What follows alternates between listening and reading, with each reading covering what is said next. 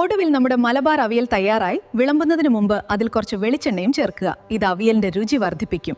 ആസ്വദിക്കൂ സുഹൃത്തുക്കളെ. ഹലോ സുഹൃത്തുക്കളെ, ഇന്ന് നമ്മൾ കാണാൻ പോകുന്നത് നമ്മുടെ മലയാളികളുടെ ഹൃദയത്തിൽ സ്ഥിരമായ ഇടം നേടിയ ഒരു പാചകക്കുറിപ്പാണ്. ഇനി നമുക്ക് ഗുണങ്ങൾ നോക്കാം. പ്രോട്ടീൻ, വിറ്റാമിൻ, ധാതുക്കൾ, ഫൈബേഴ്സ് തുടങ്ങി എല്ലാത്തരം പോഷകങ്ങളും അടങ്ങിയ ഒരു നല്ല ഭക്ഷണമാണ്. നിങ്ങൾക്ക് മനസ്സിലായി എന്ന് പ്രതീക്ഷിക്കുന്നു.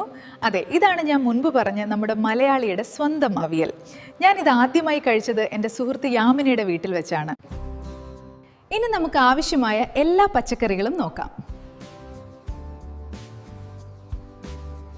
ഇനി മുറിച്ച പച്ചക്കറികളെല്ലാം കുറച്ച് വെള്ളം ചേർത്ത് തിളപ്പിക്കുക. കൂടുതൽ വെള്ളത്തിൽ തിളപ്പിക്കരുത്. തിളച്ചതിന് ശേഷം കുറച്ച് വെള്ളം അവശേഷിക്കുന്നുണ്ടെങ്കിൽ അത് ഉപയോഗിക്കുക. ഇനി മിശ്രിതത്തിനായി പച്ചമുളക്, ചെറിയ കഷ്ണങ്ങൾ വെളുത്തുള്ളി, ഇഞ്ചി, ജീരകപ്പൊടി, കായപ്പൊടി, കറിവേപ്പില എന്നിവ നേരിയ പുളിയുള്ള തൈരിനൊപ്പം പൊടിക്കുക. അവസാനം പച്ചമുളക് അരച്ചതും തൈരും വേവിച്ച പച്ചക്കറികളും ചേർത്ത് ഇളക്കുക. ആവശ്യമെങ്കിൽ തൈര് ചേർക്കുക. വെളിച്ചെണ്ണ ചേർക്കാൻ മറക്കരുത്, ഇത് പ്രധാനമാണ്.